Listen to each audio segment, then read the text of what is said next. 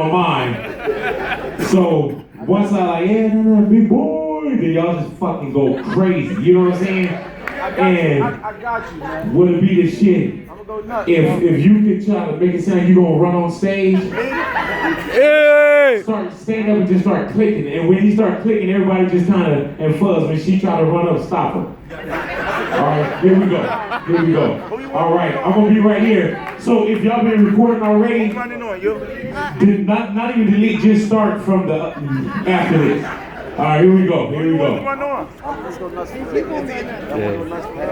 Oral Ace on Face 2017. Coming to the stage right now, he is a radio icon. He is the guy from Big Boy's Neighborhood.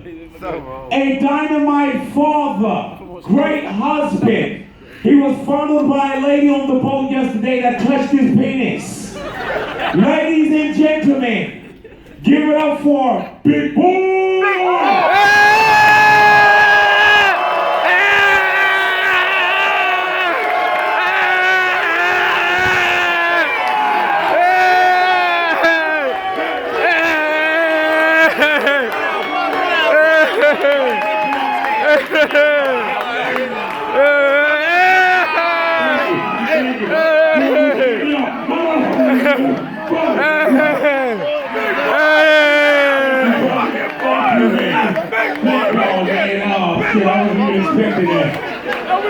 Thank y'all, man. Shit. Thank you, man. I love you too, man. Thank you. Y'all showing how to make a brother feel good. Thank you, man. That was very unexpected. Very unexpected. Man. You know what I'm saying? That's one of the moments where you think like, man, I would have made my father proud if he would have saw that shit right there. You know what I'm saying? He probably looking up at me right now. Fucking piece of shit. That's why he's looking up. All right, come to the stage right now, ladies and gentlemen. My name is Big Boy. I'm from Los Angeles. I do a show called Big Boy's Neighborhood that's syndicated through Premiere as well and iHeartRadio. Thank you so much. Oh, that was a genuine clap right there. It was smattered, but it was cool. I'm gonna bring one of my cats up, man. Now this dude's not only a hip hop star, but this dude, when I say like innovative, the things that this dude is looking for. First off, people always kind of want to be on a major label at one point, but now you know that independent hustle is the hustle that you really want. You want that ownership. Yes, sir. And Nipsey Hussle is a guy that has that ownership. Marathon, entrepreneur, stores, restaurants. The first one that did his CD that he sold for $100, I bought the motherfucker. It was out the box stinking. And when it comes to out the box, there's more to this man than it's just, oh, that's hip hop, oh, that's a rapper.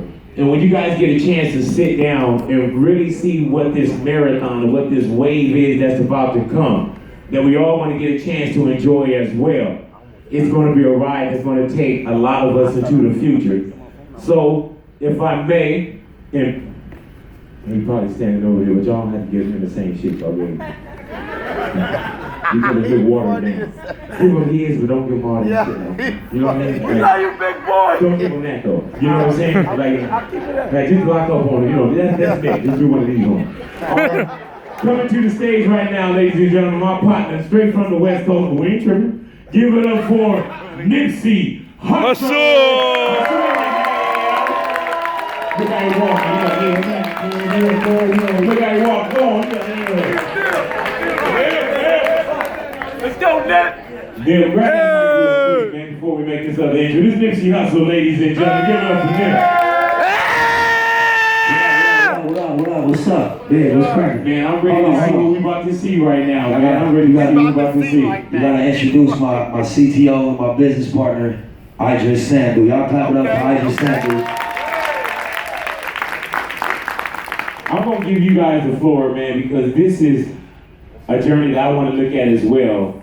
And just what I had a chance to bear witness to at the Marathon store and the introduction, and you introduced me to brother, and this next wave of just thinking. When I say thinking outside the box, this is like, when you look at other people, you see like, man, how did they do that? How did they become this billionaire? when we right here, man, we spend so much and there's so much knowledge and our dollars are mighty. And if you look at everybody in this room, man, the world, they pretty much imitate what's going down here. And when you think about what we can do as owners and what we can do as thinking outside the box and where the next dollar bills come from, and not just money, we talk about being wealthy and being owners and taking steps and understanding that we could do in this room anything that we want to do. You know what I'm saying? The first thing that we do, we talk ourselves out of success. We talk ourselves out of, we get in our own way. Tyree's book, make sure y'all pick that up. So I'm gonna get out of your way, let you do what you have to do, man, but please bear witness to what you guys are about to see. Nipsey Hussle. All right, so first off, the original plan, we wanted to screen a documentary that, basically explained the journey of us coming up in LA, selling everything out this corner, having a vision to turn it into a legitimate operation, going through the bullshit, police shit, local neighborhood shit, just the turbulence and the gravity of trying to do something. But the documentary is having technical difficulties due to the Wi-Fi being like 1999. So we want to talk about the idea and we're just going to explain to you why a tech person, a 20-year-old software and hardware designer has partnered up with a rap artist and entrepreneur and what we are planning on doing under that partnership. So I'm going to talk to y'all about a couple ideas over, hour or so that we right here. If y'all got questions, y'all want to interject. This ain't really no formal shit. It's really just a convo about an idea that we think is valuable, that we think y'all should be up on. So yeah, the first thing I want to talk to y'all about is that thing called the digital revolution. Anybody heard of the digital revolution? Anybody? Nobody? No. Yes, you? Anybody? You? What you heard about? A lot. A lot? What about you?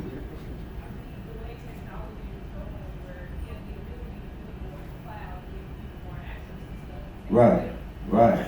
Yeah, so basically the digital revolution, from my understanding, is basically when you go to the grocery store and you about to check out, and there used to be a lady checking you out, it's a machine. When you used to go to Blockbuster and rent your DVDs, it's Netflix. You used to go to Tower Records and buy your CDs, it's iTunes, it's Spotify. And so what that is called the digital revolution. Anything that can go digital will go digital. So when you look at like a profession like music or like movies, you selling music, these are things that used to be tangible. It used to be on a CD, it used to be on a cassette. Now it became digital. She said it exists in the cloud. So when you think about business and you think about selling something that has no tangible form, you can't hold it, you can't put it in a plastic case. How can you protect it?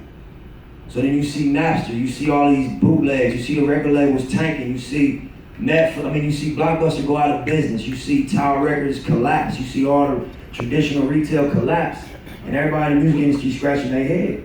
But people in the technology industry, they're not scratching their head. They know exactly what's going on. It's a digital revolution. Anything that can go digital will go digital. And once it's digital, why would you manufacture a CD and spend $1.25 to make $10 when you can put it online for free and make $10? That makes sense to everybody? Yes, sir. All right. It makes more sense to produce the actual product free, right? So that's why everybody's leaning toward the digital side of everything, because there's no overhead and it's taking over the world. So when you look at a person like myself, I sell music. My product has went digital. So I'm gonna talk to y'all about another thing. It's called abundance. So in scarcity, it's an idea called abundance versus scarcity. If you look at like diamonds, anybody know why diamonds cost money? Because they what? Scarce, right? Why is foil, aluminum foil, you eat your hot dog, you ball it up, what you do with it? You throw it. What's the difference? Abundance. Okay, so the value is based on what? Scarcity. Scarcity. So if I sell a product that is no longer scarce, what happens to the value? What do I sell? I sell music. The digital revolution made music what? Okay, what happened to the value of the music now? Okay, so if I'm in a position of selling music, and out of nowhere this shit happened, the digital revolution, now I'm in a tricky position. Because I sell music, but there's no value. So this is the era I came into music. I came in 2008, 2009. right when that shit happened. So I came in with a lot of artists that was like, we was inspired by the artists that came before us. Make 2 hit singles, drop your CD, go on tour, go platinum. That shit is over. Based on a lot of things, but based on the digital revolution, based on the scarcity and abundance, based on scarcity and abundance.